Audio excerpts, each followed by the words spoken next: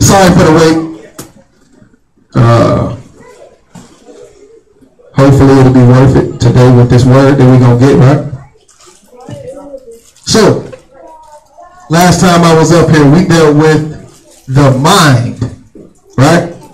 Anybody remember the word associated with mind that we kept dealing with that day? I actually end up doing a little experiment, right? What did I call that experiment? No, not trickery.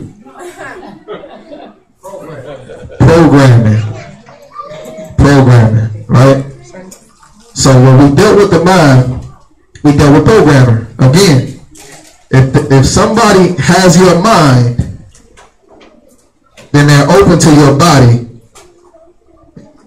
and essentially shows the pathway or leads the pathway for your soul. Right? So today, we're going to deal with the body. The way we're going to associate with the body today is resiliency. Anybody know what resiliency is? What's that? Ability or lack thereof to bounce back. The ability or lack thereof to bounce back. Okay? Being able to bounce back. Being able to come back from something, right? I'm gonna play this video. The reason why we went to grab the cord and all that, it's important because I really like this video and it shows resiliency, right? And because we dealing with the body, this video is about Mike Tyson and Buster Douglas. Anybody know about Mike Tyson and Buster Douglas when they fought? Right? You said they did what? Cheated, Mike. Watch out. Mike lost. Cheated. Mike had his opportunity, right? Everybody say they cheated. Okay, now, the thing about this fight is, Buster Douglas was getting beat down, right? He got saved by the bell. That's legal, right? It's legal to get saved by the bell. So, we're going to look at this video because he took excruciating punishment to what? To the body, right? But his ability to bounce back, to come back and win the fight was something that was amazing to a lot of people, right?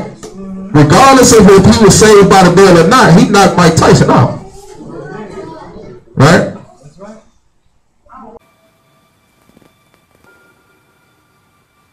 You can write everything down if you want to. Be brave enough to write every one of your goals down. But I'm going to tell you something. Life's going to hit you in your mouth, and you got to do me a huge favor. Your why has to be greater than that knockdown. And I love it. Buster Douglas got knocked out. Nobody ever got knocked out by Mike Tyson and ever got back up.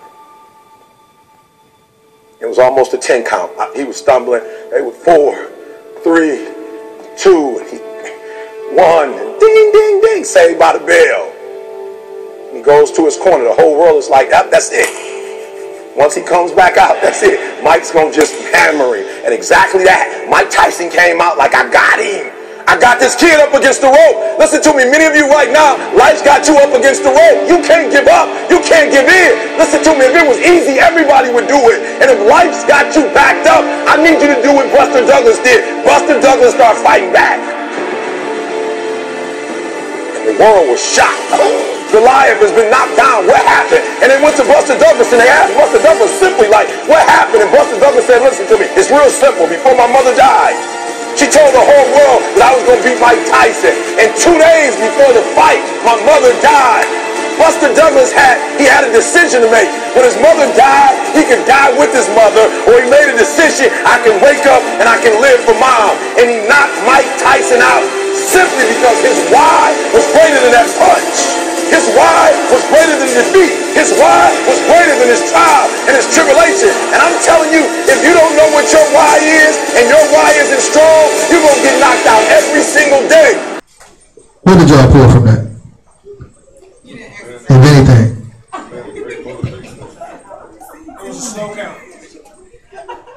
They didn't show the part where the ref paused. It was really a 13 for the bell sound. That's just my personal. You know what all this sound like? Excuses. The truth. The point is, that man got back up.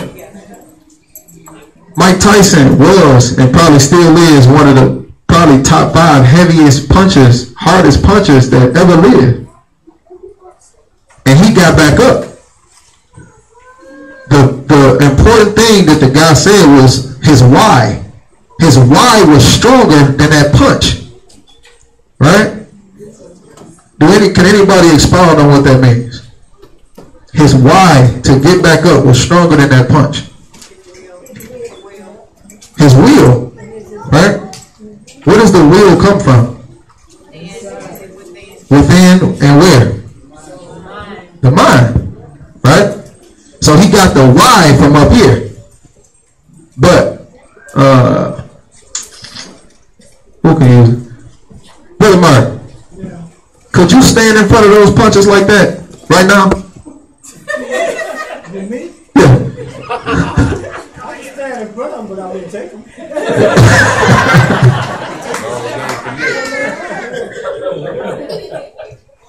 Brother Jerome, what about you? Brother Snyder? Brother Joe? You good? I can show you can. You can take it? So if Mike knocked you out, knocked you down like he did Buster Douglas, you get back up. If I'm not asleep, I can't. It's like catching a football. You touch it, you catch it. Okay. I'm going to call in sick. Brother Yeshai, what about you? Brother Tim? I probably could. He ain't touching me.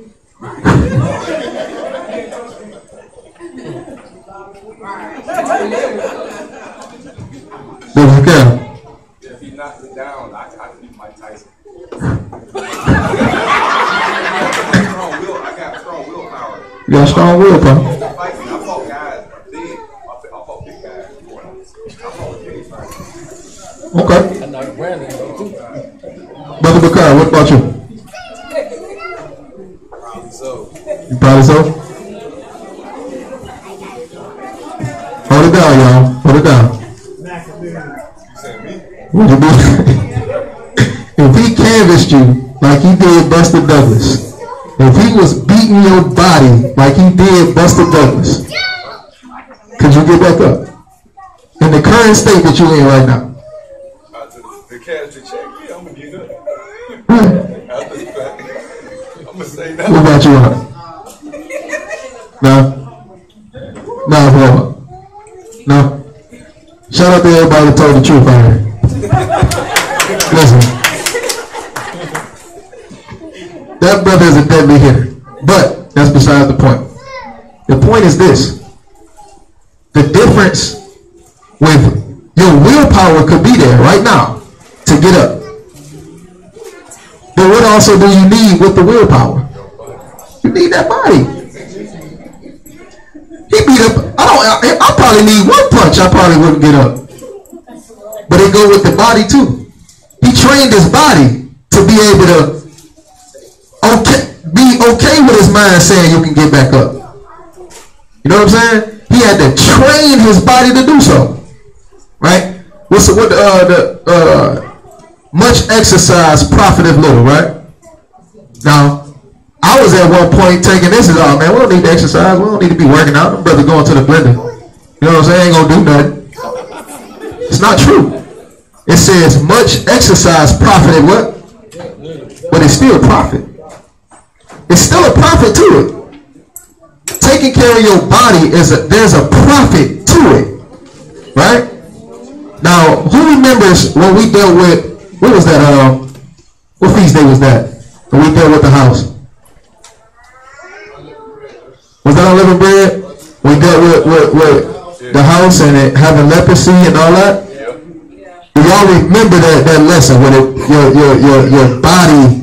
You need to take care of your body. You need to take care of the things that you do with your body and all that. And we're going to break it down and throw you into the fire, right? Now, we're going to take that and flip that. Because there's another way. The beautiful thing about the scriptures is it's never just one way to skin a cat in here. It's a whole bunch of ways, right? So we're going to see. Get 1 Thessalonians 4 and 4. Starting off. 1 Thessalonians 4 and 4.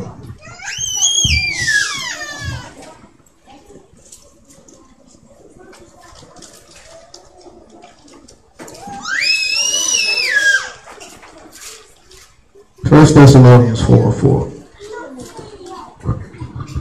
The book of 1 Thessalonians.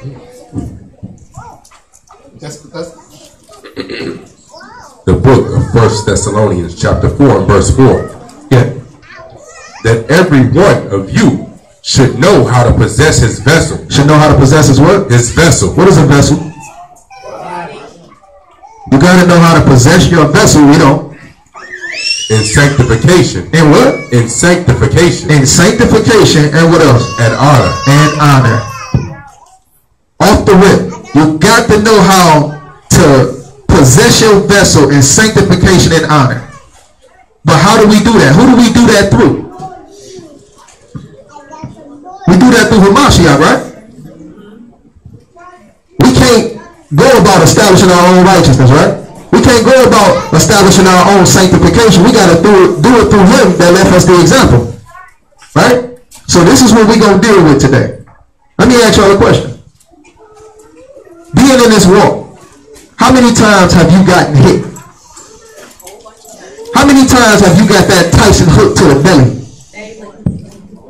How many times have you got that finishing blow that could have just made you say, I'm not doing this no more? I'm done. It's just something about this. I can't do it. Or when you commit a sin and you're like, oh man, he ain't gonna never forgive me. It's over with. How many of you done had that blow? I had. Right? We Buster Douglas right now. We the underdog.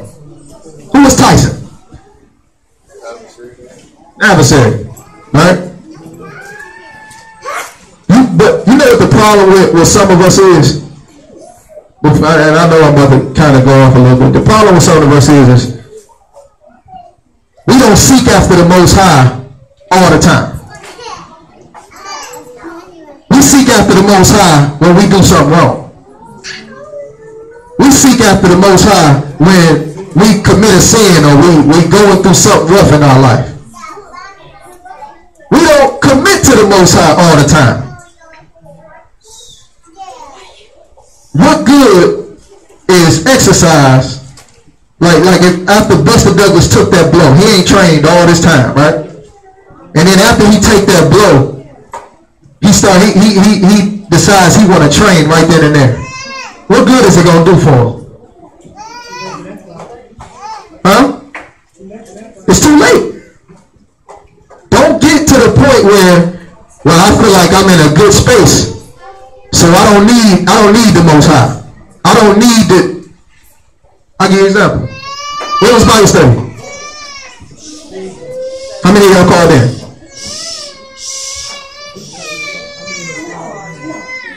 To the Bible study? Nobody? I sat there on the phone and heard the music playing the whole time while I preached to my wife in the house. How many of us wanted the Bible study? Why weren't we on the phone? Why weren't we trying to get to it?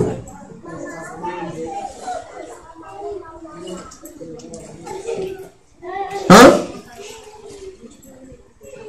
When the disciples left from Hamashiach, right? There was a bunch of disciples walking and with Hamashiach, and a bunch of them left.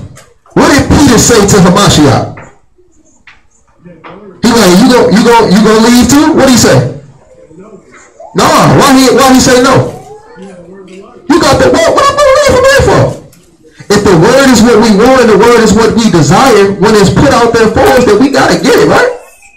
We have to. You get what I'm saying?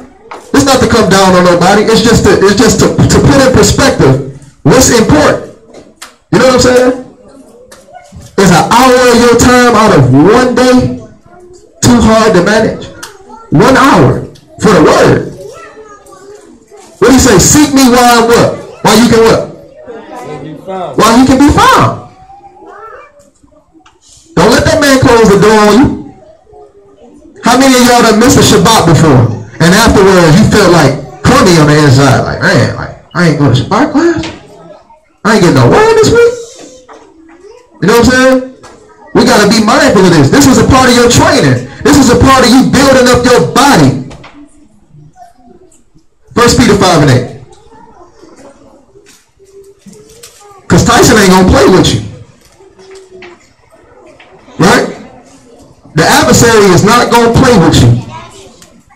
Because his whole goal is to get you where he going. You can say your mind is there all day long, but these things go hand in hand. You know what I'm saying? These things go hand in hand. You can't play with, you can't say, oh man, my mind, right? I don't be thinking evil thoughts. I don't be thinking about doing this, doing that. And then you don't follow suit with your body? It don't work like that. It's this, and this. All three of them together. Y'all got me? 1 Peter 5 and 8. The book of 1 Peter chapter 5 and verse 8. Be sober. Be vigilant. Because your He said be sober and what? Be vigilant. What does the word vigilant mean? Read on. Be sober. Be vigilant. Because your adversary, the devil, as a roaring lion. As a what? As a roaring lion. Walks about, seeking whom he may devour. Anybody ever been to the zoo and seen a lion? You ever seen him roar? Fall asleep. Have you ever seen a lion roar though, like in person? Was it scary? How far were you from it? It was away, right? Could you imagine being right in front of this thing and it's roaring in your face? You think the adversary playing with you? As close as you say that the Hamashiach and the Most High is to you, he right there. Waiting on you to slip up. Waiting on you to make the wrong punch this way and open up your body. He waiting so he can hit you with that uppercut. He waiting on you to do it. He's sitting right there waiting on you to mess up. Waiting on a way that he can get in. And we got the nerve to play? Really? We don't have no room. We don't have no room. Y'all got me? Romans 3. Verse 23.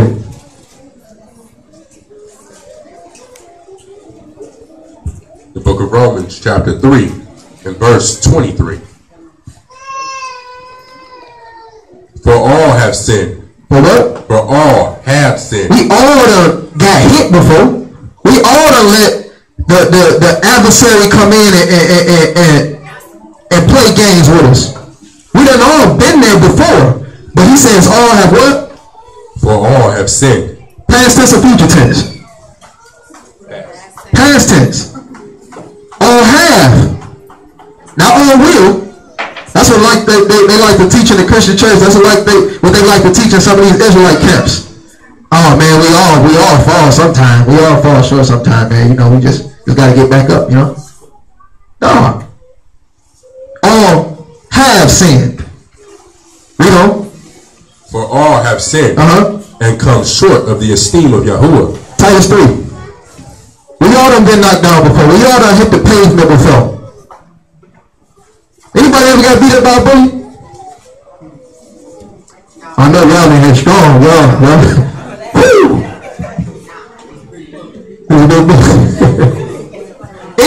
ever lost anything? Anybody play sports?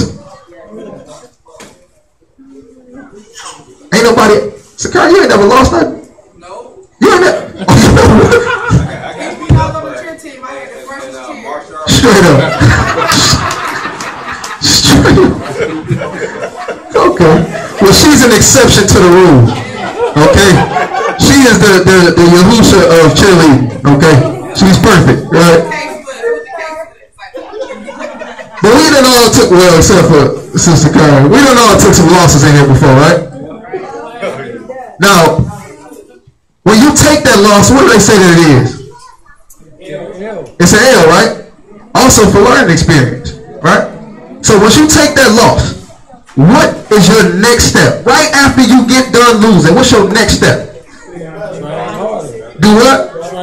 Train harder. I gotta figure out how the next time this happened, I win. I gotta figure, man, he was getting me with that same crossover the whole game. I gotta figure out how to shift my body this way this time. Or I gotta figure out how to go to my right. You get what I'm saying? You gotta train. That's the only way. Your mind can be there. You wanna win, you got the will to win, but you gotta train. We done all been there.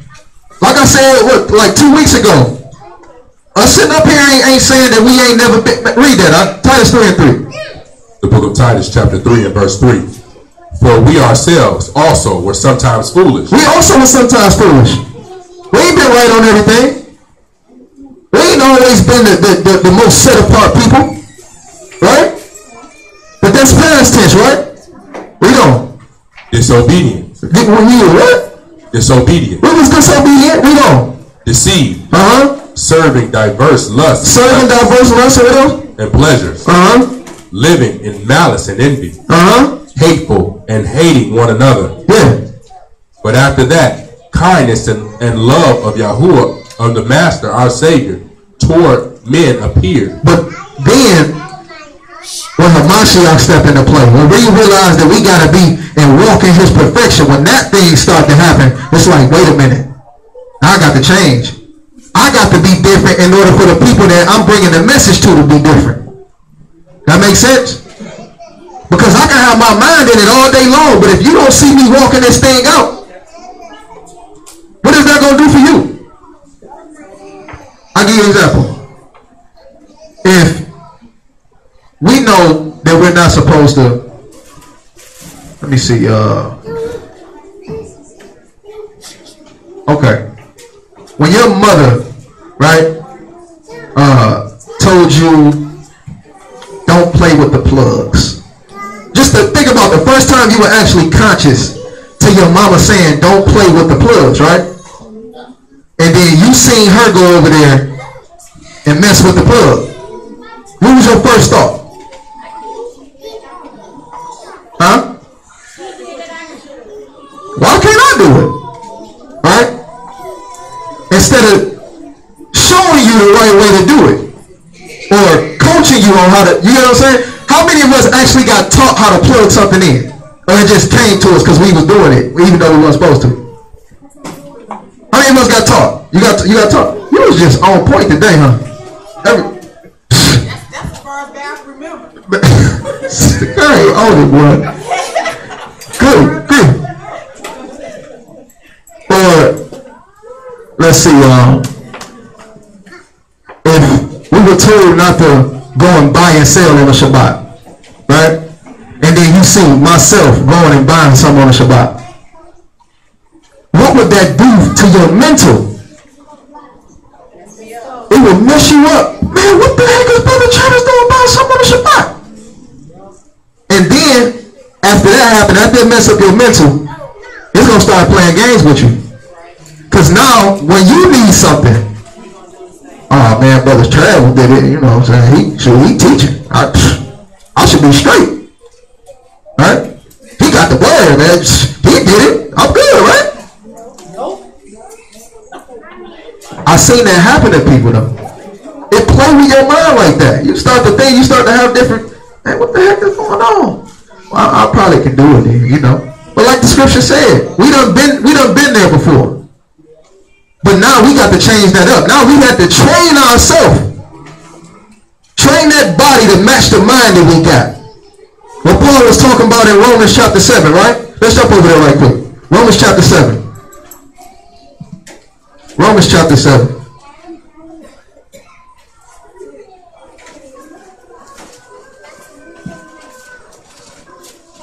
Romans 7 and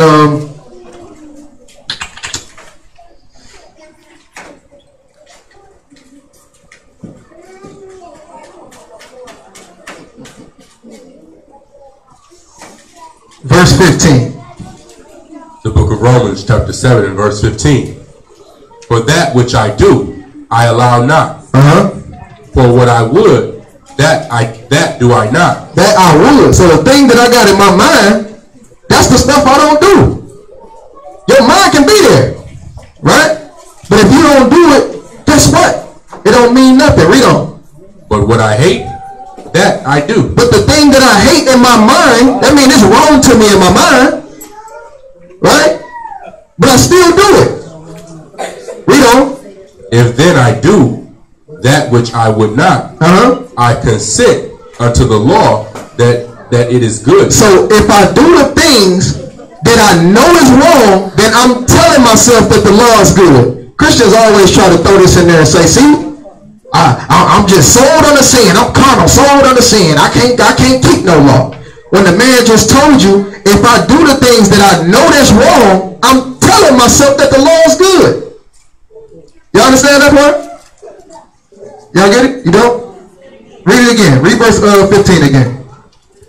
Romans chapter 7 and verse 15. For that which I do, I allow not. For the things that I do, I allow not. Right? For you to, matter of fact, read the next part. For what I would. For what I would, for you to want to do something, where do it have to start at? In your mind, right? This is the thing that I want to do. Right? Let's just say keeping the commandments, right? I want to keep the commandments. That thing that I would do, read on. For what I would, that do I not. But I don't do it. I got the mind to keep the commandments, but somehow I just don't do it. Right? And I know that committing adultery is wrong, but I keep committing adultery. You know what I'm saying? Even for the people that's in the church. Read on. But what I hate, that do I. But the thing that I hate, that's the thing that I do. I hate going against the law. Right? But I'm doing it. You get what I'm saying? So the thing that you're saying is right in your mind, you're not doing the right thing. You get what I'm saying? Read on. Verse 16. If then I do that which I would not, I consent unto the law that it is good. So if in my mind I'm saying adultery is wrong, but I keep committing it, what am I saying about that law?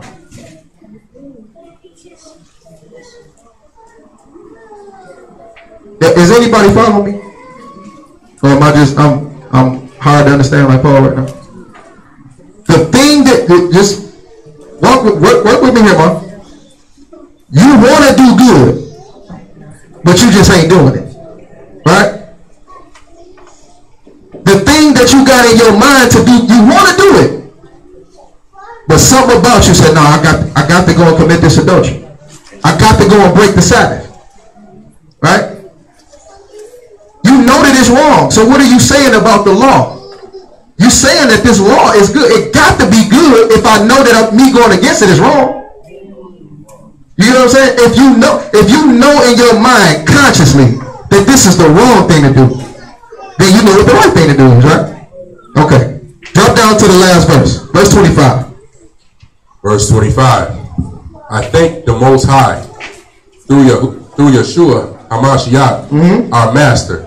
So then, with the mind, with the mind, I myself serve the law. With the mind, I do what? I serve the law of the Most High. Can you serve the law only up here?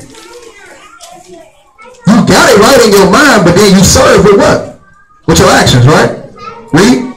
But with the flesh. But with the what? The flesh. But with the what? With the flesh. But with the flesh.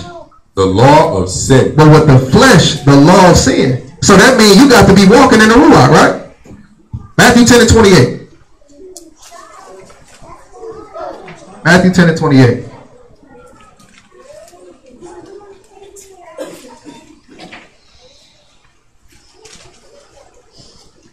Matthew chapter 10 verse 28. Uh-huh. And fear not them which kill the body. Do what? Fear not them which kill the body. Don't be fearing no Mike Tyson. Don't be fearing them gangsters down the street. Right? Don't be fearing no FEMA camps. Don't be fearing no military coming in, gonna talk about dropping bombs and all that. Don't fear none of that stuff. Read on. And fear not them which kill the body. But what? But are not able to kill the soul. But they can't do what? Are not able to kill the soul. Don't fear them that kill the body. They can kill the body. They can't do nothing to your soul. Read on. But rather, fear him which is able to destroy both soul and body in hell. But fear the one that can do both of them. Who can do that? So what do this go back to? Can y'all think of any example in the book? There's a couple. I found one today, and I was rather excited. My Quab can attest to that. I was rather excited. Right? Where is an example of somebody that can do something to your body but can't destroy your soul?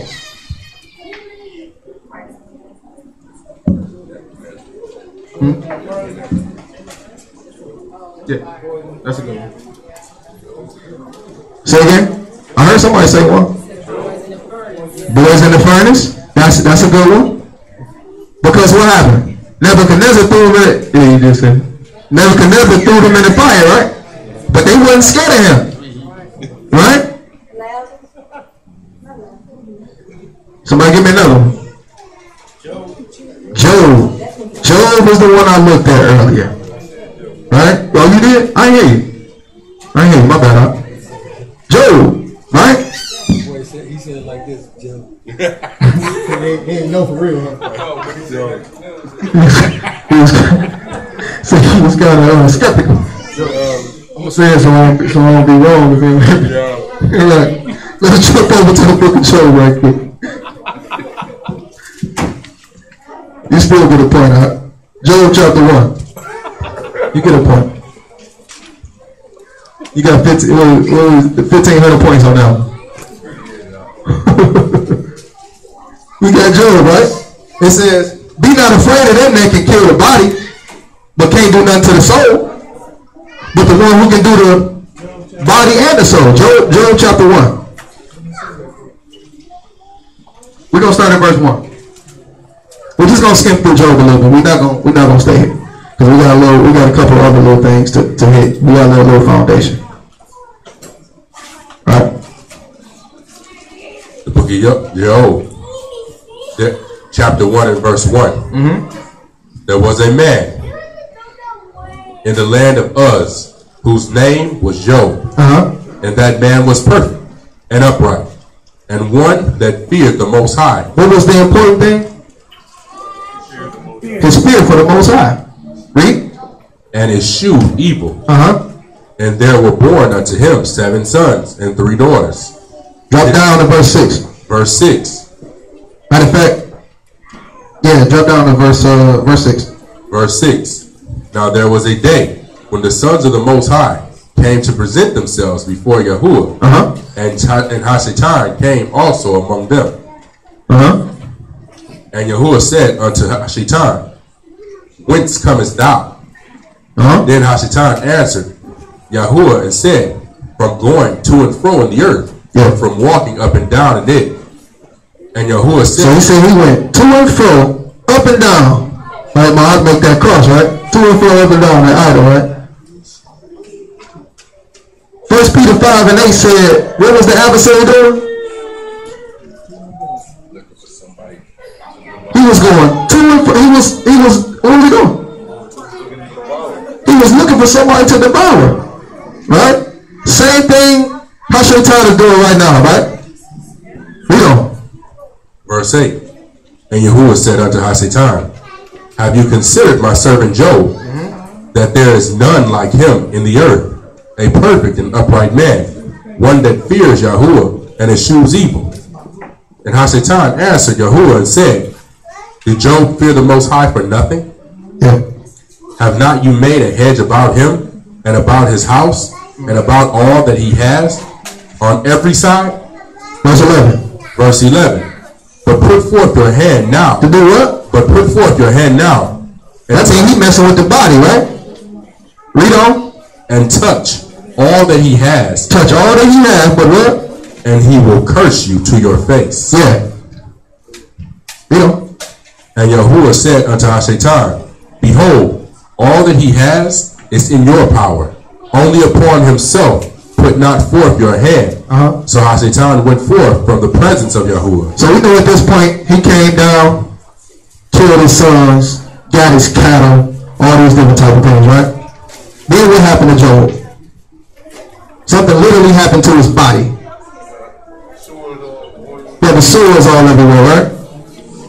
This is something that would make somebody want to die. Right?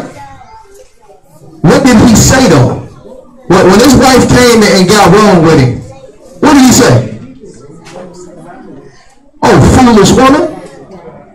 Is you crazy? I'm not about to go against the Most High for you. He wasn't thinking about what happened to his family. He wasn't thinking about the sores on his body. He took that fall. He took that gut shot. He lost it all. But that man said, guess what though? I got the Most High. Right? How many of us could do that?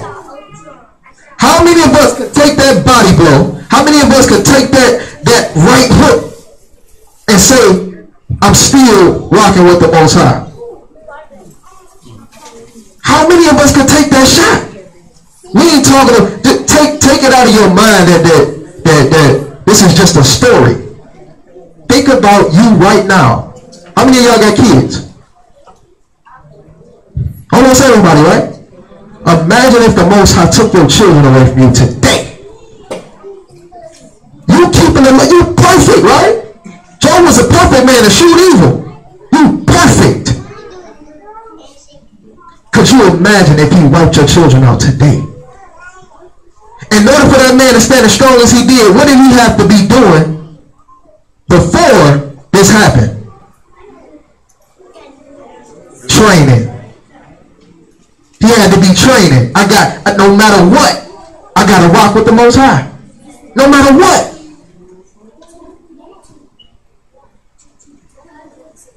When all these things happened to Job, and he didn't curse the Most High, he was like, I'm rolling with him, I'm rocking with him. This was an example of don't fear those that can kill the body.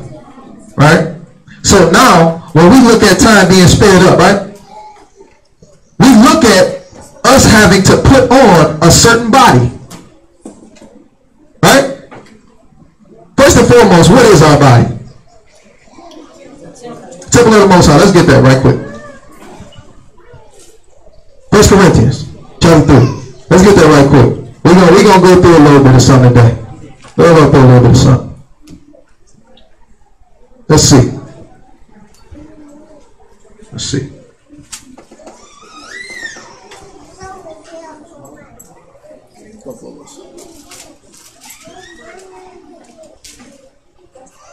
Three and 16. 1 Corinthians chapter 3 and verse 16. Know you not that you are the temple of the Most High? You are the temple of the Most High. We know. And that the Spirit of the Most High dwells in you. If any man defile the temple of the Most High, him shall the Most High destroy. So now, if you defile the temple of the Most High, he's gonna destroy you. We see this in our Torah somewhere. We see this in our Torah, right? Give me Jeremiah 6 and 16. He says, if you destroy the temple, if you defile the temple of the Most High, he's gonna destroy you. Yes. What's a way that we can defile the temple of the Most High? Eating pork, shrimp, crab, lobster, right? What else? Smoking, drinking. What else? Not keeping the Shabbat. What else? Say again? Tattoos. What's another one? Fornication. There we go. This is the realm I'm trying to get y'all to go into. Fornication. What else? By my standards. Lust.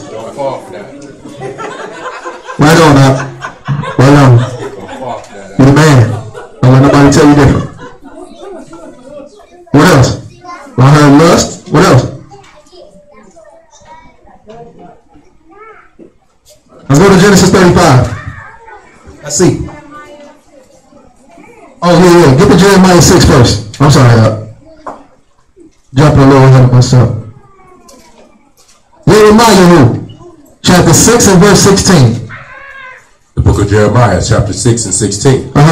Thus says Yahuwah. Yeah. Stand you in the way. Do what? Stand you in the way. Do what? Stand you in the way. What are we supposed to stand in?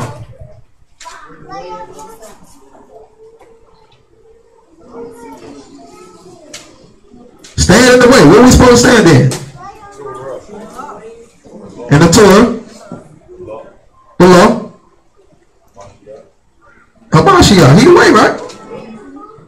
That wasn't quick enough response. Let's go. Stand in the way. Stand you in the ways. And see and ask for the old paths. Ask for the what? The old paths. We gotta ask for the old paths. We gotta ask for those things that already happened. We gotta see what happened to know where we're going, right? Stand in the way and ask for the old paths. Read on. Where is the good way? Where is the what? Where is the good way? And walk therein. And walk therein. So we ask for these things, but we gotta do it when he tells us, right? Read. And you shall find rest for your soul. And you shall what? Find rest for your soul. So you mean to tell me I gotta ask for the good way, walk therein, and then I'm gonna find rest for my soul? That's all three of them together, right? So we just read in Corinthians where that man said that you are the temple of the Most High, and if you defile it, you're gonna be put to death. Let's see your old way. Genesis 35. Bereshit, chapter 35, and verse 1. Bereshit 35 and 1. Yeah. And Yahuwah said unto Jacob, arise and go up to Bethel. Go up to where? Bethel. What is Bethel? House of the Most High. It's the house of the Most High. If your body is the temple, what is it supposed to be? Bethel. You supposed to be Bethel. That's how Kodesh we are supposed to be. How set apart we supposed to be. Your body is your house, right? Your body is your temple. Yes? He told him to go to the house of Bethel. Read on. Go up to the house of Bethel and dwell there, and make there an altar unto the Most High, that appeared unto you when you fled from the face of Esau your brother. When you fled from the white man? From the I'm just playing. Let's keep going, man. Then Yaakov said unto his household. Even the fact that he mentioned Esau right here is going to be important. I want y'all to hold on to that Esau, right? He said you fled from Esau. It's going to be important for something we go over later. Don't forget about Esau today. All right? Then Jacob said unto his household, and to all that were with him. So he said to his house and everybody that was with him. I want y'all to key in on this because I was talking about brothers running your household, right? Right? Are we still running our households? Are we still holding down what we're supposed to hold down as far as the Most High is concerned? Are we doing that? Because he says, Jacob said to his what? Jacob said to his household, read on. And to all that were with him. And everybody that was with him. Read on. Put away the strange gods that are among you. Put away the strange gods that are among you. Before you go into Bethel, before you go into the house of the Most High, put away the strange gods that's before you, right? Read on. And be clean. And be what? And be clean. What you do today, brother? You got clothes, right? He says, put away your strange gods and be clean. Read on. And change your garments. And do what? And change your garments. Change your garment. Read on. And let us arise and go up to Bethel, and I will make there an altar unto the Most High, who answered me in the day of my distress, and was with me in the way which I went. He says, go up, take away them strange gods before you come in my house, and before you, and everybody that's with you. This ain't just Jacob. everybody that's with them. Throw away them strange gods you got and change your clothes. You ain't coming up in the house of the Most High like that, right? You're not about to come in the house of the Most High like that. So, if we supposed to be the house of the Most High, we couldn't walk inside of a building with unclean garments on, with idols with idols on us. That means if we became the house of the Most High, we got to possess our vessel. We are the house now. Now we got to possess the vessel in what? Sanctification and in honor. You have become the house. Right? So that means you got to have the raiment on, the good raiment. Yes? We're going to figure out what this raiment is. We're going to figure out how to put it on. We're going to figure out how to train up our body today. Because I guarantee you, no matter how bad you claim to be an Israelite, no matter how bad you claim to follow after Hamashiach, no matter how bad you want to keep the commandments, if you're not doing it with the right raiment on, if you ain't possessing your body in sanctification and honor, it won't happen. It won't even make a difference. Y'all can hear me? It won't make a difference. And that's real. So let's see. Read that last verse again. Verse 3. And let us arise and go up to Bethel, and I will make there an altar unto the Most High, who answered me in the day of my distress, and was with me in the way which I went.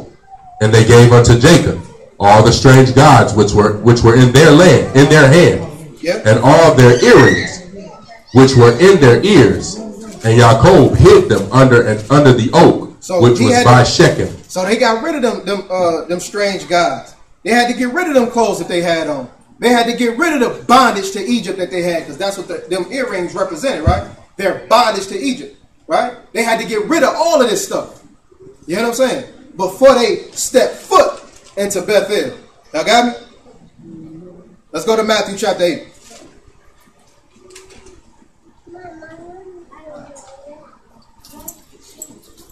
We can pick it up at verse 10. Matthew chapter 8 and verse 10.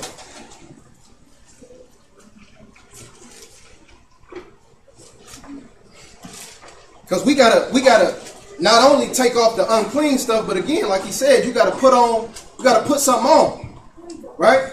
You gotta put on some raiment. Oh, no, you The book of Matthew, chapter 8 and verse 10. When Yeshua heard it, he marveled and said to them that followed, Truly I say unto you, I have not found so great faith, no, not in Israel. I ain't found so great faith. No, not in Israel. This was dealing with the centurion that came and said, all you got to do is speak about the healing of my servant, and he gonna be healed, right? Y'all remember we went over this last week for those who were here, right? He said he ain't found so great faith in all of Israel, and he done walked through this bad boy, right? He ain't seen so great a faith in our people. Read on. Verse 11, and I say unto you, that many shall come from the east and west, and shall sit down with Abraham. How many? Many. Many. Did he say the children of Israel? He said many, right? He said many, right? Many was going to come. Yes? Read. And sit down with Abraham and Isaac and Jacob. Because the sad thing is, like I spoke about last week, you got brothers out here teaching that we ain't supposed to deal with everybody. We can't feed everybody, right? Which is horrible. He says many gonna come and sit down with Abraham, right? Read. And Isaac and Jacob in the kingdom of Shamaim. Read verse 12. But the children of the kingdom. But the who? But the children of the kingdom. Who are the children of the kingdom? So that means the people he was talking about in verse 11 ain't got nothing to do with the children of Israel, right?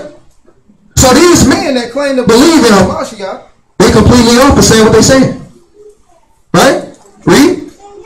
But the children of the kingdom shall be cast out into outer darkness.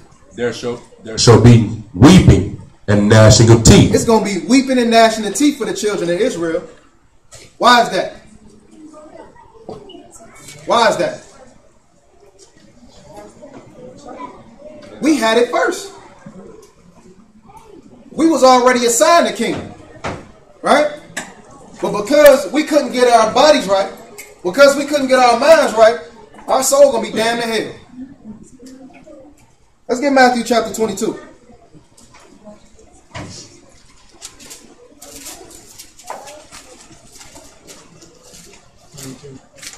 Matthew chapter 22 and verse 2. Remember, he says, put away them strange gods and put on what? Change your raiment, change your garment. We got to put something on. You ain't gonna walk in there naked, right?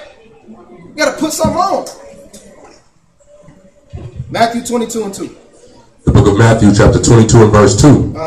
The kingdom of Shamaim is like unto a certain king, which made a marriage for his son, and sent forth his servants to call them that were bidden to the wedding, and they would not come. And they what?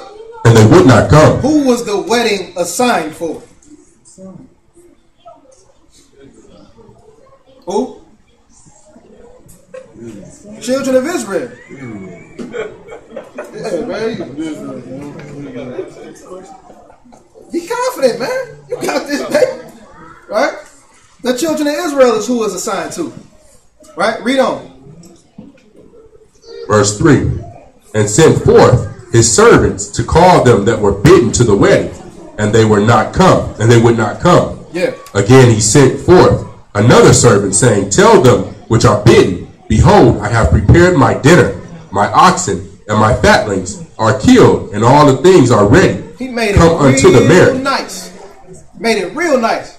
The first time is when we went into the land. We screwed that up, right? Now, my dinner is prepared. My father got a house that got many mansions. In the book of Revelations, he explained to us what the Shamaim is going to look, the earth is going to look like, right? He make it real pretty for you, real plain for you. Come on down. This is a sign to you. Read on. Verse 5. But they made light of it. They did what? They made light of it. They made what? Light of it. They made light of it. And what else? And went their ways, and one to his farm, another to his merchandise. Oh, what you got? Give me Job chapter 12. Job chapter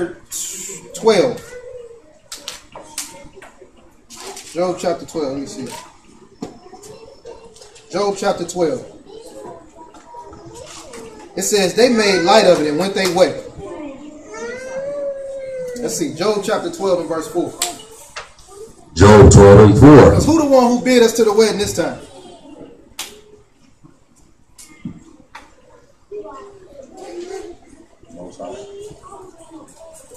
Who's the one who went out and got the guest for the wedding? So he the one who sit down. We did. We the servants. True, the prophets, the right. So when Hamashiach was out there doing the same thing that the prophets was doing before, yes, and said, "Hey, all you got to do is follow me." Or like what he told my man, sell everything you got, man, follow me. You're going to have way more riches in the Shamayim. Right? Job chapter 12 verse 4. He said they made light of it. Went their own way. The book of Job 12 and 4. I am as one mocked of his neighbor. He is what? I am as one mocked of his neighbor. They made light of it. Anytime you make a light of a situation, what you doing? Mocking. You. Sometimes you cracking jokes, right? He is mocked of who? Of his neighbor. He mocked of his neighbor. Hamashiach was, right? Come on down from off of that. If you can. Yeah? Read on. I am as one mocked of his neighbor, who calls upon Yahuwah. And what else? And he answered him. And the just, upright man is laughed to scorn. Hamashiach was just and upright and was laughed to scorn, wasn't he? Yeah? Let's go back. Go back to Matthew 22. Matthew 22 and verse 5. But they made light of it and went their ways, one to his farm, another to his merchandise. Yeah. And the remnant took his servants and entreated them spitefully and slew them. But when the king heard thereof, he was wroth, and he sent forth his armies and destroyed those murderers and burned up their city. Yeah. Then says he to his servants, the wedding is ready, but they which were bidden were not worthy. So when we wasn't, well, I don't know why this thing be going on. We weren't worthy enough to receive it offhand, right? He had to smash us out a couple times. But what about somebody that is willing? A lot of these cats be teaching, oh man, white man, African man, they can't make it, right? Let's stand them up. Mark said he did this with one of them brothers, and they failed. You got a brew, right? 100% Israelite. And he looked like trash in the eyes of the Most High. Because he's sinning, doing everything wrong, don't believe, all these things, right? But you got somebody who's a quote-unquote white man, quote-unquote African, right? Who says, I believe in Hamashiach. I'm going to do everything that man said, and I'm going to walk in perfection. Who gets into the kingdom first?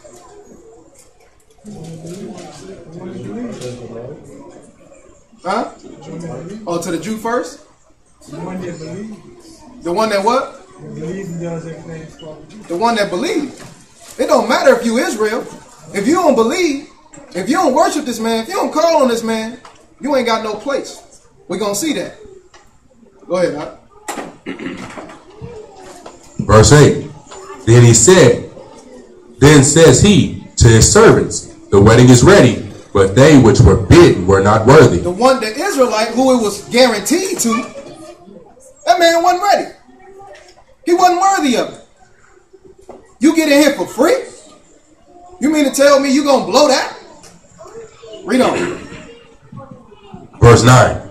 Go you therefore into the highways, and as many as you shall find. As many as Israelites you can find. As many as you shall find. Read on. Bid to the marriage.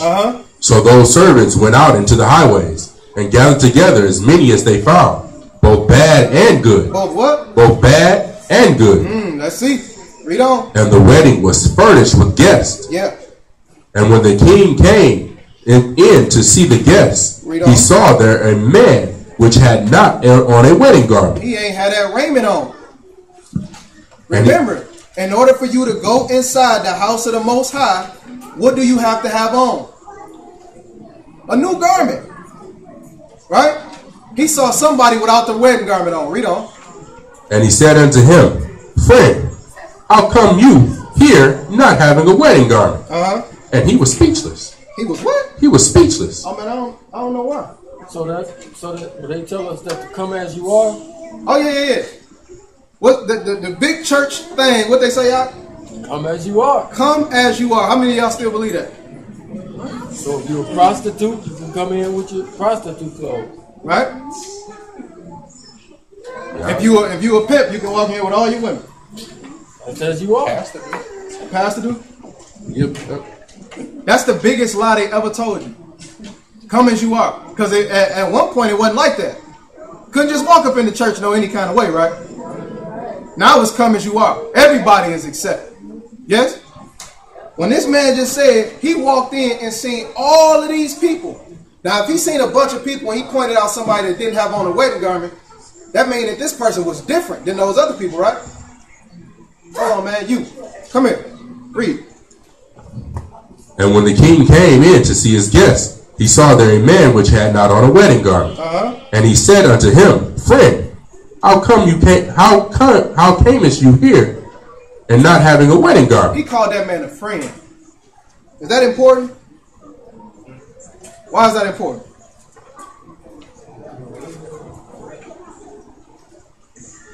Why is that important?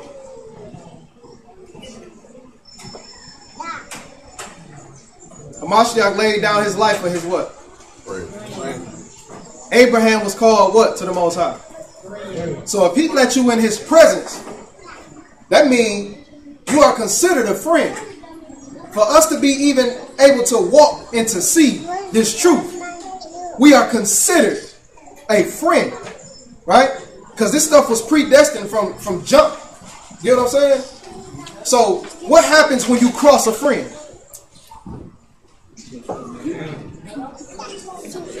It's your enemy now. I can't trust you. Read on. And he said unto him, Friend, how came you here, not having a wedding garment? Oh, I wasn't ready, man. I couldn't put my clothes on in time. And he was speechless. And he was speechless. He didn't have nothing to say. How many of us is gonna walk around without the right stuff on? How many of us is gonna have that excuse when we walking around not wearing what we supposed to wear? It was too hot today. Huh? You're gonna be speaking. You ain't got nothing to say. This man said you got to have on a certain garment over your body. We still got to see what this certain thing is. Read on. Verse 13. Then said the king to the servants, Bind him. Do what? Bind him. Do what? Bind him. Hold on, man. So just because I ain't wearing the right thing, you gonna lock me up?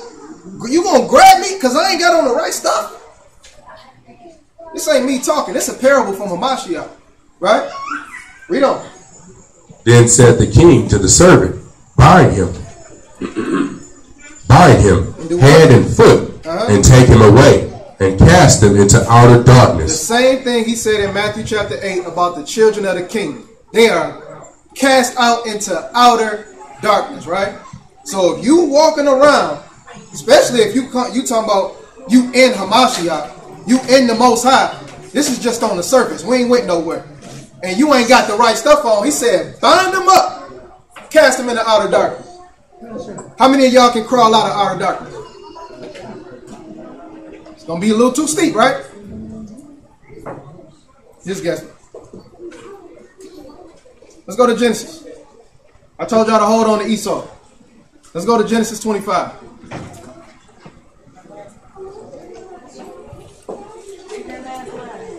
Read the last line. Hold on. She said read the last line. Let's get it. Let's get it. Verse 14. Verse 13. Yeah. Then the king said to the servants, Bind him, hand and foot, and take him away, and cast him into outer darkness. There shall be weeping and gnashing of teeth, for many are called, but few are chosen. Man, he gonna put me down here for this. And then after that, what did he say? How many people get called? Many. Remember when we did the odds in here of how many people would be saved? Out of 40, how many people was it?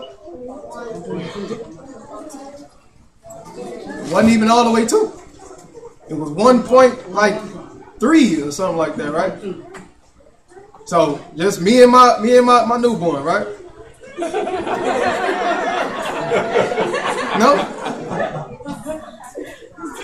No, but on the real, I said it last time. I had to bring my baby younger than him.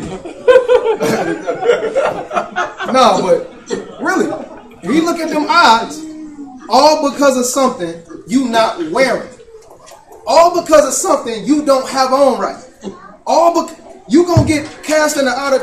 Can you imagine? Now, who ever club hopped before? Y'all ain't gotta raise your hand. I want to see. Who ever club hopped?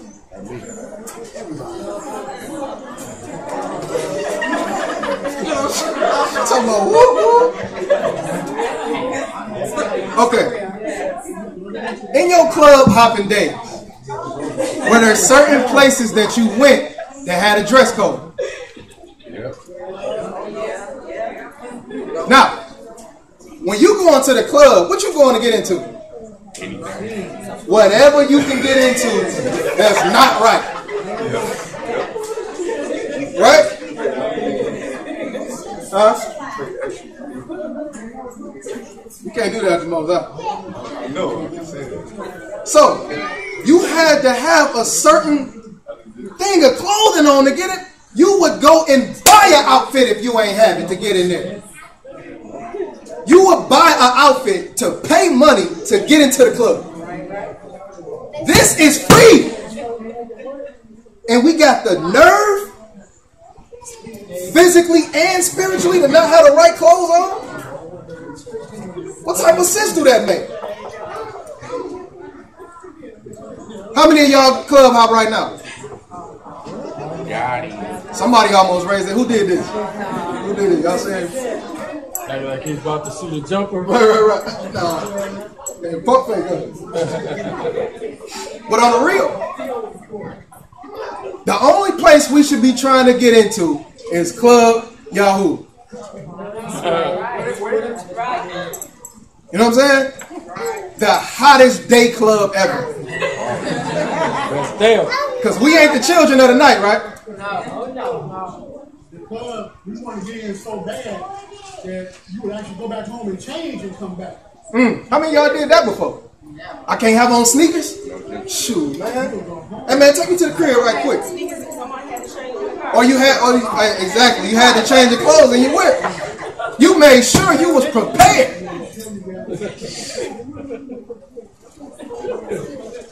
How many of us do that now?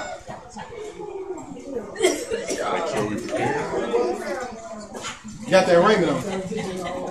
How many of us, without me even saying what the raiment is, how many of us are wearing it?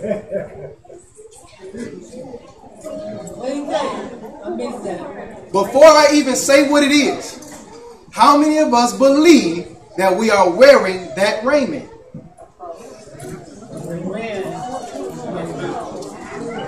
I know Brother Bakar and Brother Dion got the right to raise their hand right now. They fresh. They new. They babies right now. The best thing smoking in the eyes of the Most High, right? You got it out? You got that raiment on?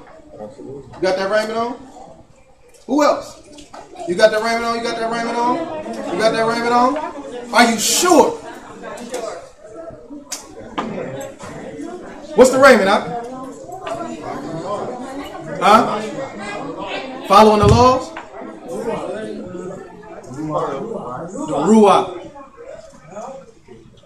Y'all sure y'all got it on? Absolutely sure. If you were to die right now, I'm talking about as soon as you got up and just gave up the Ruach, right? Would you be in that Abraham's bosom? Are you sure? Because we don't want to blaspheme the Ruach HaKodesh. Right? We don't want to say we got it on us if we ain't really got it on us. This is not for to be like, oh, you got it. This ain't for that. This is to know how to get it. It's to know how to possess it so we can have it. This is what this is for. You get what I'm saying? So, in this raiment that you got to put on, we're going to see. We're going to see. Get, no, not Genesis 25 yet. Get Ephesians 6 and 11. Ephesians 6 and 11.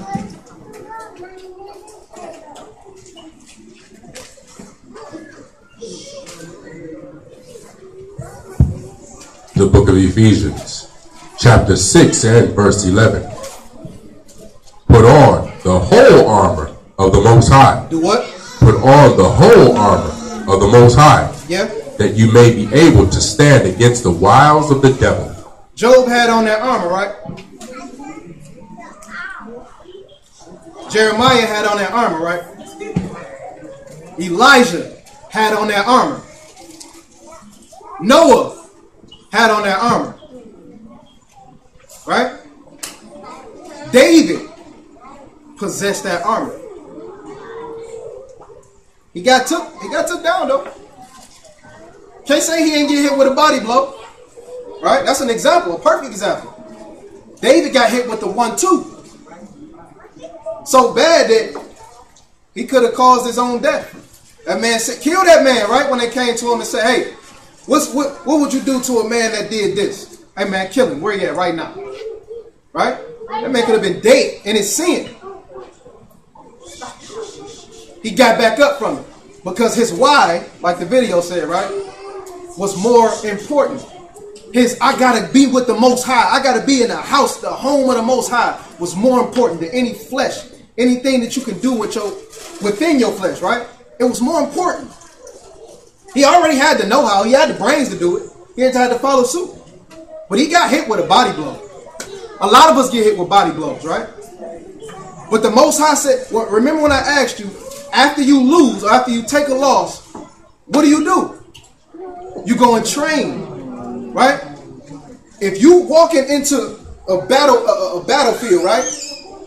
And you getting, let's just say you play video games, right? You go into the arena, you got your pistol on, you go in there, you shooting up everybody, and then you get taken out. Boom. 5 shots, you gone. Before you go back in there, what you gonna make sure you got on? A vest. Right? What else you gonna make sure you got? Bigger gun. More bullets. What else? Huh? What you say, man? A different strategy. A different strategy. Knives. You gonna have the whole. You gonna put on everything you can. You know what I'm saying? Because I don't want to die like I did before. Now I got to go and equip myself. That man said, put on the whole armor of who? The Most High. Read on. Put on the whole armor of the Most High, that you may be able to stand against the wiles of the devil.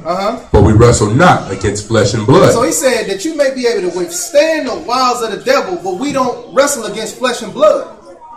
So he telling you that it ain't just a physical thing. Exercise profiteth what?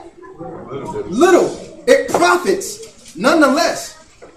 But the fight that we fight ain't got nothing to do with physical. You make it physical if you do wrong. But the battle is won and lost in your mind first. Then it travels down to your body. So if your mind right, now you got to have on the armor over your body. You understand what I'm saying? Read on. For we wrestle not against flesh and blood, but against principalities, against powers, against the rulers of the darkness and of this world, against spiritual wickedness in high places. The spiritual wickedness in high places.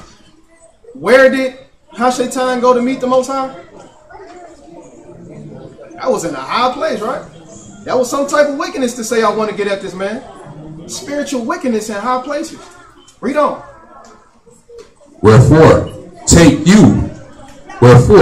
unto you the whole armor of the Most High, that you may be able to withstand in the evil day, and having done all to stand.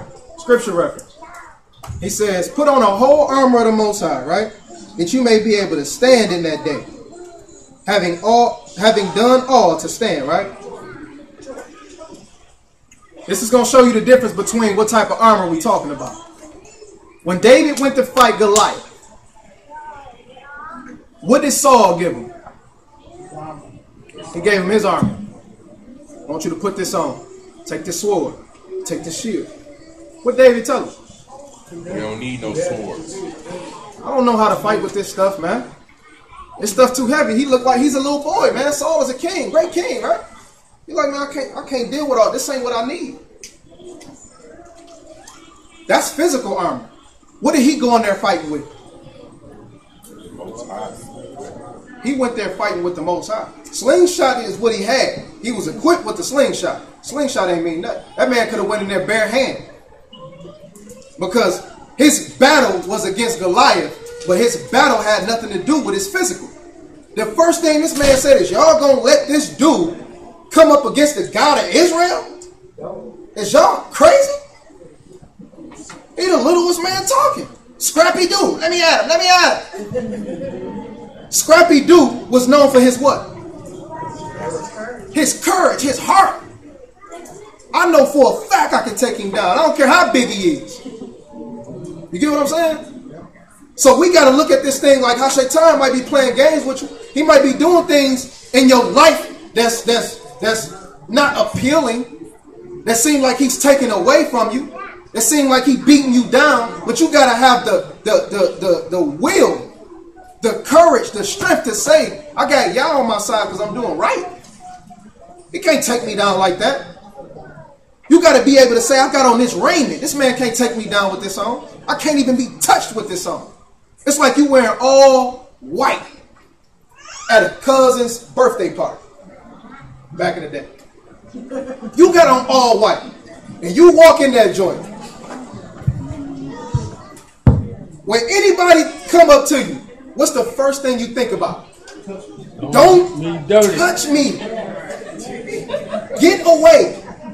If you dirty, I don't want your hands on. Don't touch me.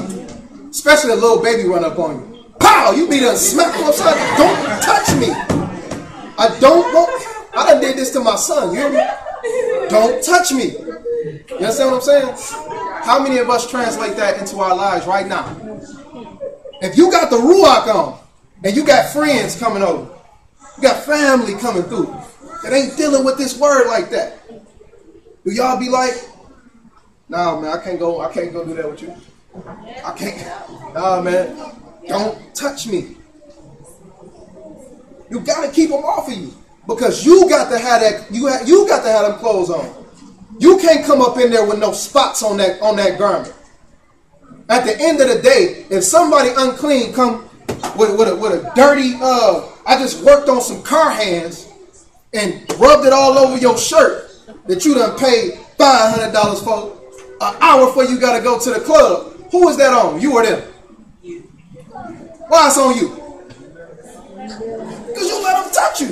You seen that man hand when he walked up. You knew what it was. You should have got, hey man, yo, what's up, cuz? You all right? Yeah. Yeah, what's up? I can say what's up from a distance. Tell me I don't love you, but you ain't clean right now. You know what I'm saying? This is what we got to realize. This thing is more spiritual than anything when it comes to this body. We already dealt with that physical body. We already dealt with that. We dealing with this raiment that you got to have on. Right? Let's continue looking. Where was we at? Okay, keep going. Ephesians 6:13.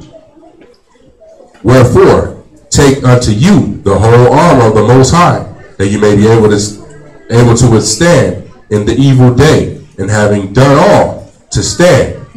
Stand therefore, having your loins girt about with the truth. Having your loins girt about with truth. He's about to show you something that you got to put on. The whole armor of the Most High, he's going to show you what you got to put on. Right? Have your loins girded with truth. What is your loins? Right now? Your breeches, right? All this up in here, right? You're pretty. Right? You got to have it girded with what? What is a girdle? Right? You got to have it tied up. You got to, it don't fall, right? Sure. It says have that tied up with truth. The truth is what according to Psalms? The law. So you got to equip the law. But you know the funny thing about the law is Hamashiach calls himself the law. Right? So who you got to have on your loins? You got to have him on your loins, right? Read on.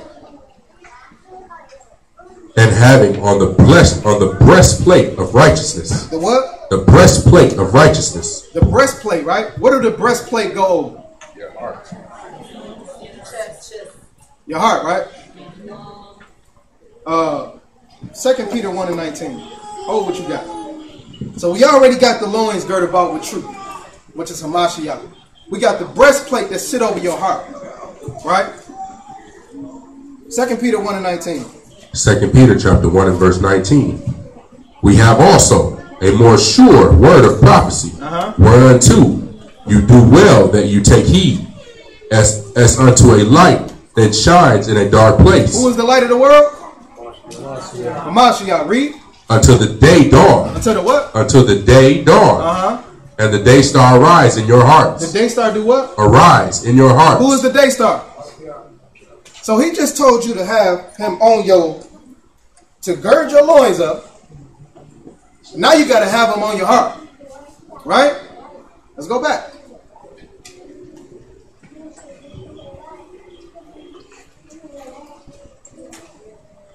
Verse 15. Verse 15. And your feet shod with the preparation. With the what? With the preparation of the gospel of peace. What does Isaiah chapter 9 tell us about Hamashiach? What is he the prince of? It says, how beautiful are the feet of them that preach the gospel, right? Who went out preaching the good news? So when we looking at what are we wearing so far? We got the truth, which is who? We got the day star rising in our hearts, or that breastplate, which is who? We got on our feet. Anybody know what the rest of this is gonna be about? Let's keep going. I mean, you know how some people like to have, you know, this match, and they shoes match, and then might have a different color hat on. Might do something like that, right? No? Everything gonna match? Everything. Stand up, Bob. Stand up right quick. No? Sad, man. One of the cleanest people up in here, you know what I'm saying? Matching head to, I don't see, listen, hat white, white in the shirt, white on the fringes, white in the pants, and white on that man is top to bottom, you hear me? Call him shipping. Huh? Where the black at? Call him shipping. Huh? Hey, you gotta watch out, man. What they say back in the day? Walk past that man too briskly, man. He might cut you. That boy sharp, right? Read on. Verse 16. Above all, taking the shield. Taking the who? The shield. The what? The shield. The shield. Of faith. Of who? Of faith. Taking the shield of faith. Read on. Wherewith you shall be able to quench all the fiery darts of the wicked. So, who is our shield and buckler? Anybody know what famous psalm that is? When it says my shield and buckler? 91. Is it 91? Are you sure? Are you sure? I don't think it's 91. Still sure? I only said that you're not supposed, if you know what it is, don't change it up. My man B got me on that. You know what I'm saying? He used to do that to me all the time. You sure? I'd be like, you know what I'm saying? Let me go see. If you sure, you sure. Let's go there. Psalms 91. My tactic, man. I got to, man. I got to.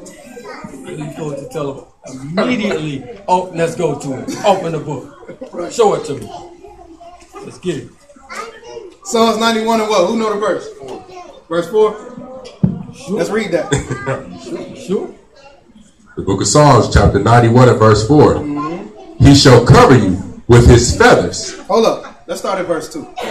Psalms 91 and verse 2. I will say of Yahuwah, he is my refuge and my fortress. What is a refuge? Place of shelter. All right, safe place. Read on.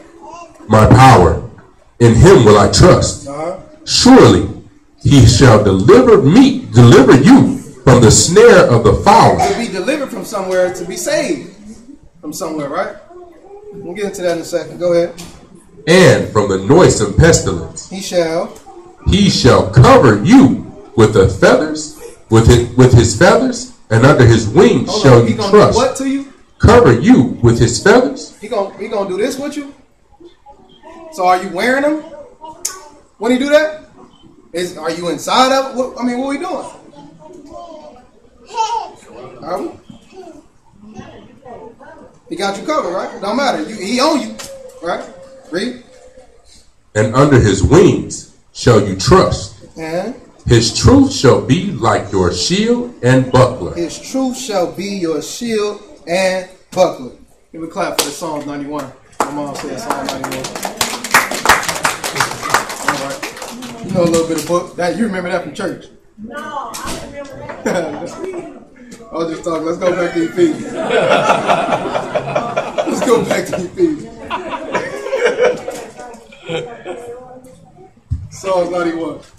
Not Psalms 91. Ephesians 6. I'm sorry.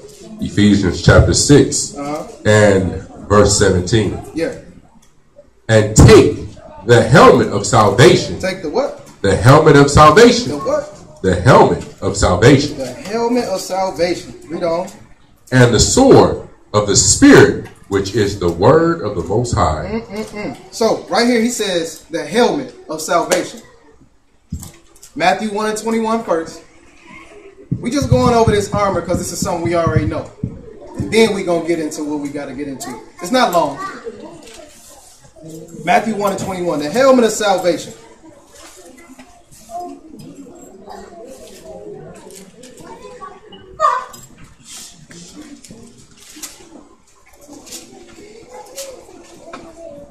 The book of Matthew, chapter 1 and verse 21.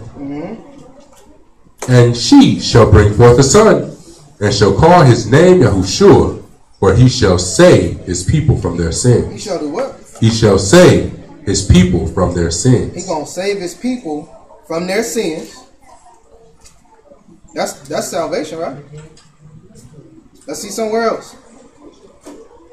Go to Psalms 119 and 113. Psalms 119 and 113.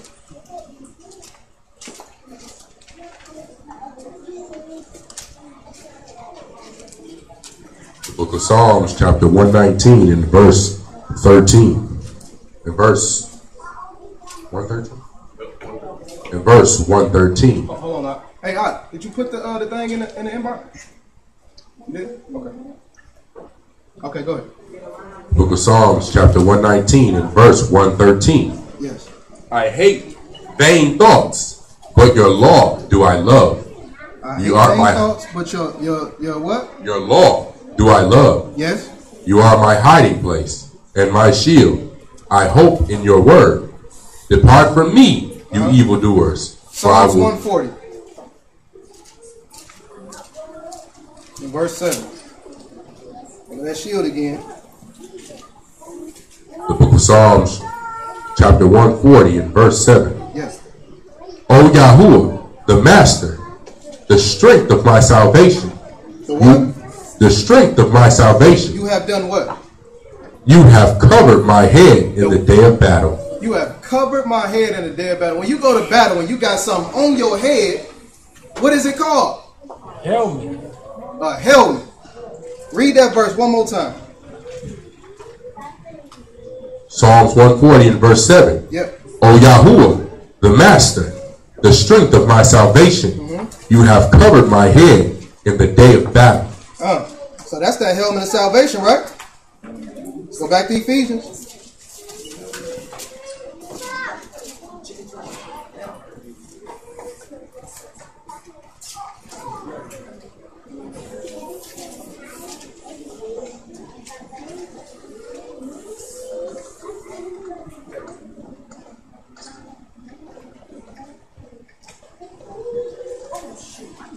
Verse 17.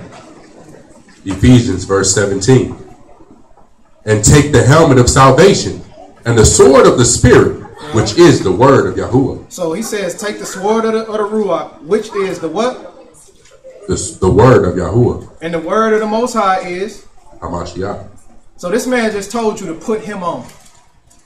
Plain and simple. Yes? I want to be on you from your head to your toes. Put me on. This is the armor of the Most High. Who can penetrate through that if you got him on? How can you commit sin if you got him on? This is important.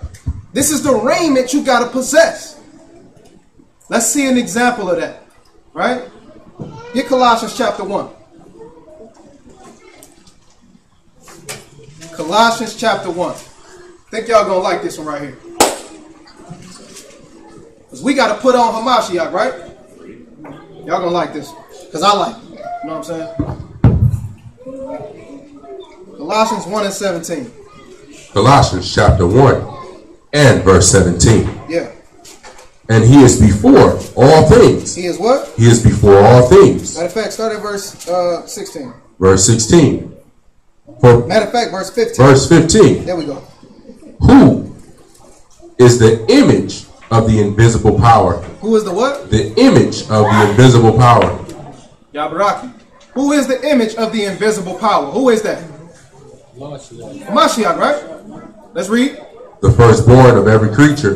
The what? The firstborn of every creature. The firstborn of every creature, right? What did I tell y'all to hold on to earlier? Esau. He says, who was the firstborn of every creature? Read on. For by him were all things created, For by him were all things created. That are in Shamayim. Yes. And are in Eretz. Visible and invisible. Whether they be thrones or dominions or principalities or powers. All things were created by him and for him. He says, which things are created that are in Shamayim, that are in the earth. Somebody write these down, because when we go to these scripture, the next scripture, I want y'all to be able to say these things. Somebody write this down for me. Or can y'all remember? The things that are in the Shamayim, in the earth, visible and invisible. Read on. Visible and invisible, whether they be thrones, or dominions, or principalities, or powers, all things were created by him and for him. Everything was created by him and for him. Right? Hold on to that. Remember that. The firstborn of all creation. Read. And he is before all things, and by him all things consist. And he is the head of the body. He is the what? The head of the body. He the head of the body. The assembly. Who is the beginning, the firstborn from the dead. That in all things he might have the preeminence. Okay. So, I want y'all to follow me. He the firstborn of all these things. I mean, he the firstborn of all creation. Right? He was entitled to all of these things that were created. And we also know that we got to put this man on. Y'all follow me? Genesis chapter 25.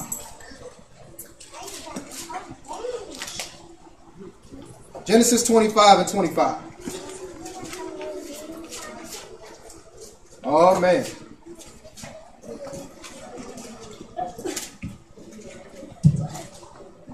The book of Genesis chapter 25 and verse 25. Yes, sir. And the first came out red, all over like a hairy garment. The first, which was the firstborn, right? Right. The firstborn. Remember, Hamashiach was the firstborn of what? All creation. All creation. The first came out like what? Red. And hairy. Like all over like a hairy garment. Yes. And they called his name Esau. Yes. Firstborn, Esau. Read on.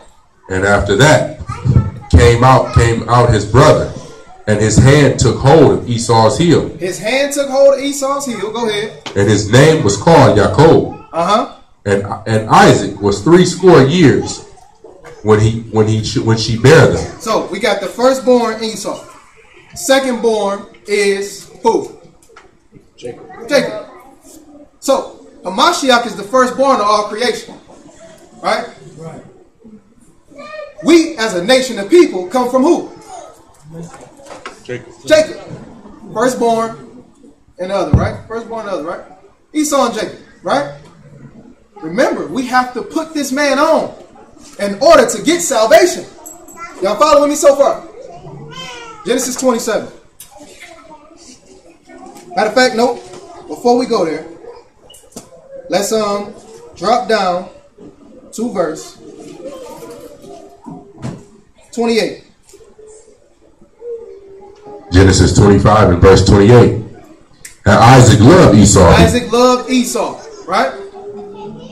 He was his firstborn. He loved him. Hamashiach is the firstborn of all creation. Esau was the firstborn of Isaac. You got me? Let's drop down to verse 29. And Jacob sought pottage, and Esau came from the field, and he was faint. Yes. And Esau said to Jacob, feed me, I pray you, with that same red pottage, for I am faint. Therefore his name was called Edom. Verse 31. Verse 31. And Jacob said, sell me this day your birthright. That sounds like a price. And Esau said, behold, I am at the point to die. I am at the what? At the point to die. The firstborn is at the point to die. Read on. And what profit shall this birthright do me? It's not going to do nothing to the flesh. It's not going to do nothing to the flesh. What was you supposed to get in the birthright? Inheritance. Inheritance, right? Inheritance, blessings, things that came through the lineage, the people. Who got that list? Did anybody write down the list? Principalities, powers, dominion, and thrones. The things that are in the heavens, right? Who do those belong to right now? Jacob. They belong to the children of Israel through Jacob. What's the next thing on the list? Things that are in the earth, which is what? Land. Who do they belong to right now? Who are they entitled to? Israel. What else? Thrones. Kings, right? Kings in the Bible were of who? Children of Israel, right? What else?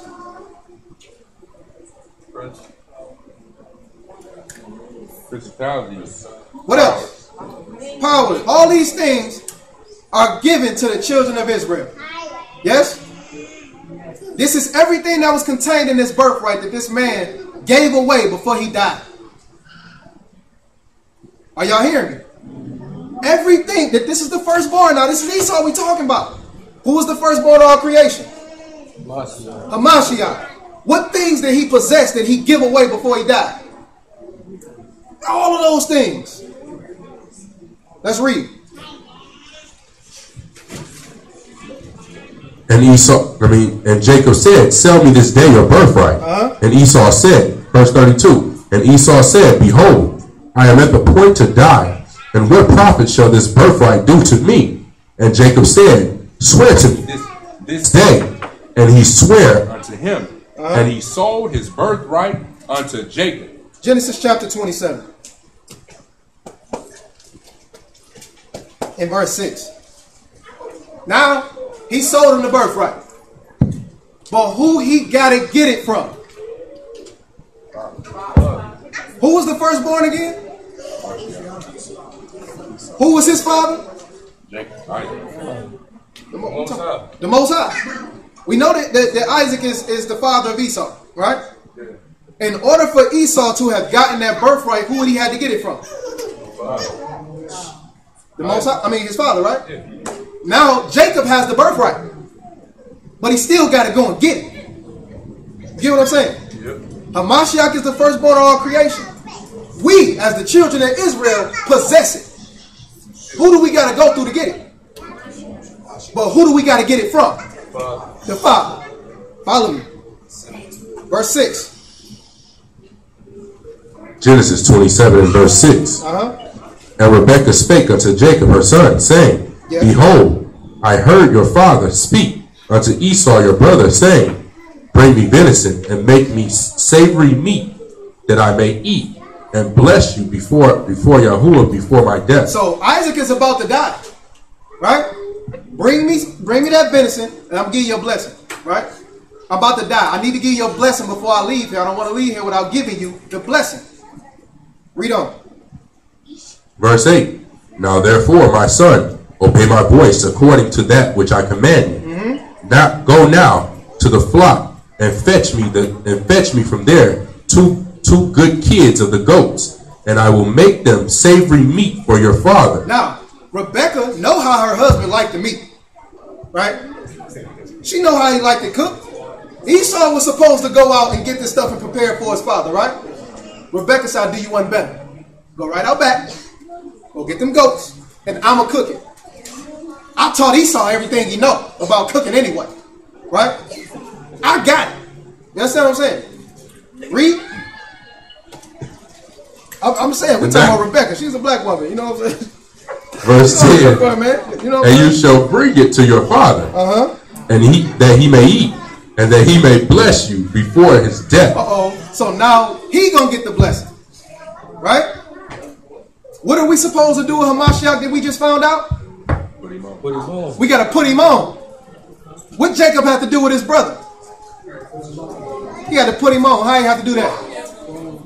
He had to go look like, man. Come on, let's read. Let's get it. Verse 11.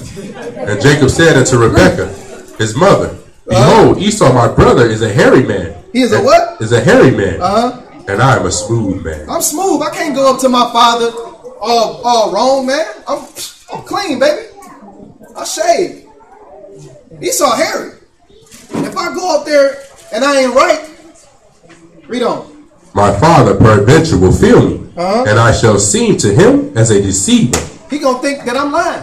If I come to him like I'm Esau to get the blessing, right? He gonna think I'm lying because I don't got on what Esau possessed. Read on. And I shall bring a curse upon me, and not a blessing. I'm gonna be cursed. Revelation chapter 22 say what? Blessed is he that do what? 22:14. Can anybody quote? Keep the commandments. Keep the commandments, right? That they may have right to the what? You're going to have right to the blessings. Read on. Verse 13. And his mother said unto him, upon me be your curse, my son. Only obey my voice and go fetch them. Just go do what I say. Read on. And he went and fetched and brought them to his mother. And his mother made savory meat, such as his father loved. And Rebekah took goodly raiment of her eldest son. Took goodly raiment. She took what? Goodly raiment. What did he tell? What did Jacob tell you to do before you went into the house of the Most High? Change. Why would he tell you that if he ain't never had to go through it? Read that again. And Rebekah took goodly raiment of her eldest son, Esau, which were in her house, and put them upon Jacob, her younger son. I got to put on Esau clothes for you. Read on. And she put the skins of the kids of the goats upon his hands and upon the smooth of his neck. You got to look like this man, and you got to feel like this man. Read on. And she gave the savory meat and the bread which she had prepared unto the hand of her son Jacob. And he came to his father and said, my father. And he said, here I am. Who art you, my son? And Jacob said unto his father, I am Esau, your firstborn. Is he wrong?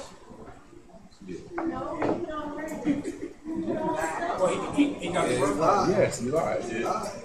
He's wrong, right? I just wanted to see. I heard some of y'all saying no, like the man ain't just tell no fib. It was for a purpose, right? Read on. I am Esau, your firstborn. I have done according as you badest me. Arise, I pray thee, sit and eat my venison. Yes. And your soul may bless me. So, keep going. And Isaac said unto his son, how is it that you have found it so quickly, my son? And he said, because Yahuwah.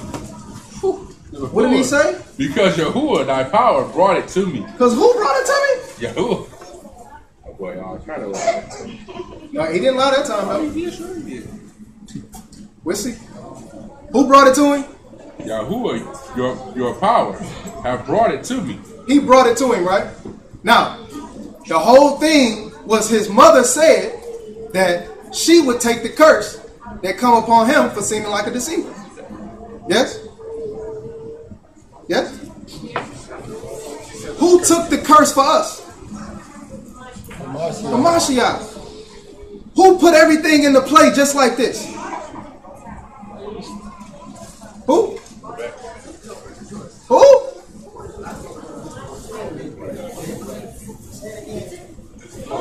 Say it again. I like the rap battle. Say it again. Who put this stuff into play? The Most High did. Oh, I didn't hear you. I just heard them. Okay. The Most High put this thing into play. Let's see though. Let's see. Keep going. And Isaac said unto Jacob, come near, I pray thee, that I may feel you, my son, whether you be my very son Esau or not. So did he know? Yeah, he knew. Did he know? He thought He knew. He knew something was up. He knew. For him to even ask him, man, who is you? Right. He knew. Come here, let me feel you. Right. He knew. No, He knew. Right? He had to know. But in order for the father to give the blessing, he had to do what? How did Jacob had to look with the firstborn? He had to look like him. He had to dress like him. He had to feel like him. Why do you think Hamashiach told you to put him on? In order for you to get what my Father got for you, you got to look like me. You got to be me in order for you to get what I got. You got to be me. Let's see. Ephesians 4:22. You got to be me.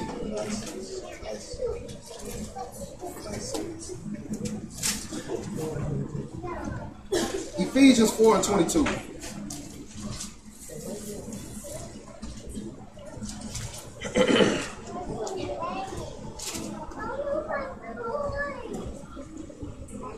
The book of Ephesians, chapter 4 and verse 22. We actually hit this scripture today.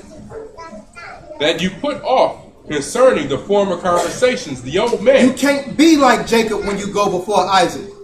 You have to be Esau. When you walk before Isaac, you cannot be smooth, laid back, I like to cook Jacob.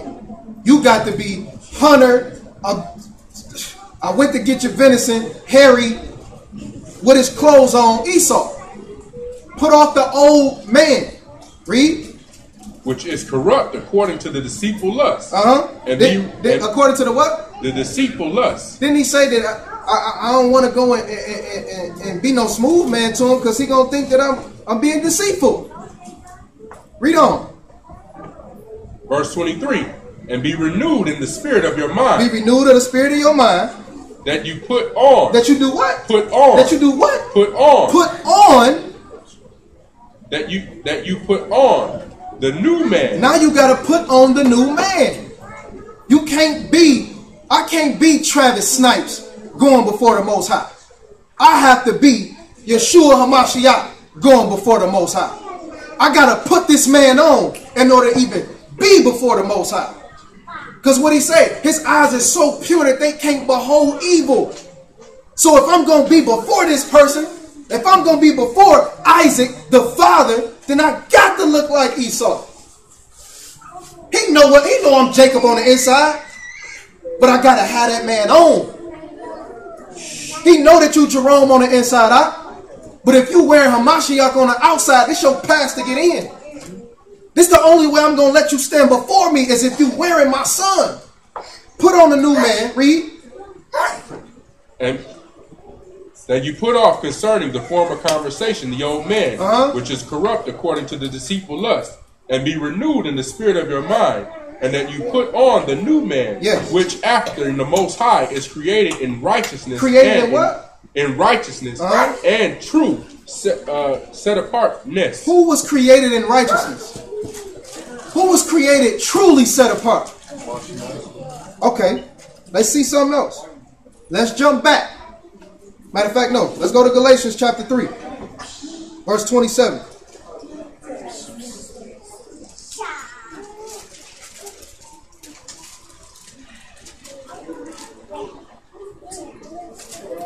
Verse 26. The book of Galatians, verse 3 and 26. For you are all the children of the Most High by faith in Yeshua HaMashiach. For as many of you as have been baptized. As have been what? As have been baptized. As have been what? Baptized. Are what? Into Hamashiach. Have done what? Have put on Hamashiach. So you got to get baptized to put on this man. Y'all follow me? Right? Now, let's go back to Matthew chapter 22 and we're going to close out. After we look at Matthew 22 and one other scripture.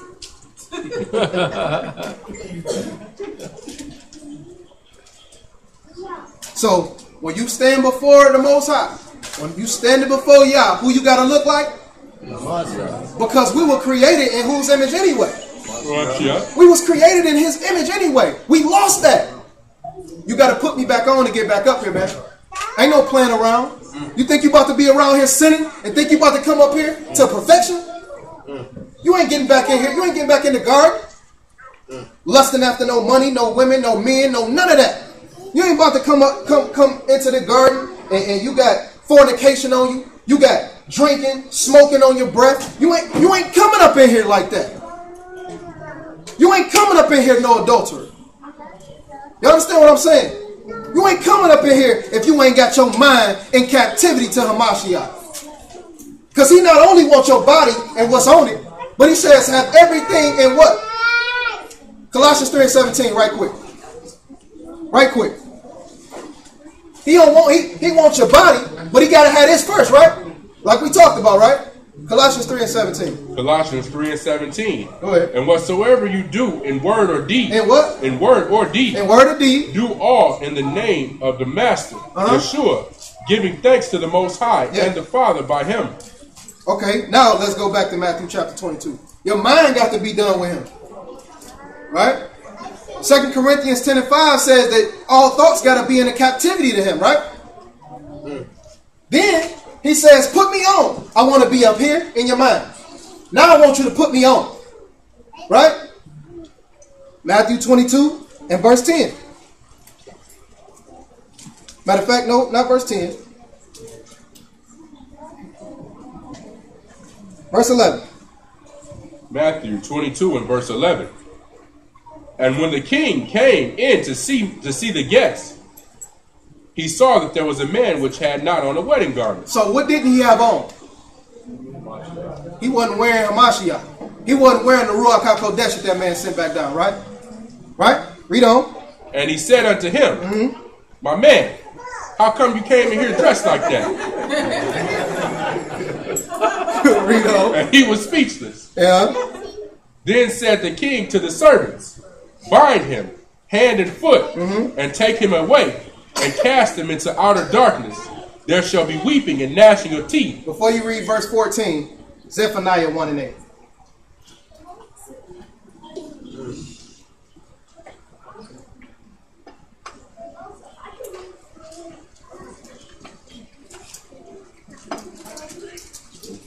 Zephaniah 1 and 8.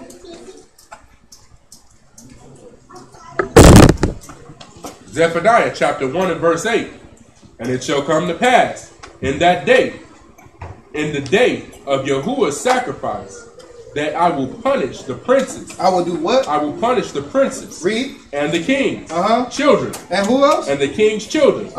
And all such as are clothed in strange apparel. He gonna punish who now? The people that got on what? Because you ain't wearing his son. Touch your neighbor, say you just got something. Verse 22. Matthew 22, and read that last verse. For many are called, but few are chosen. That's that. That. Say shalom. We got the word of son, y'all.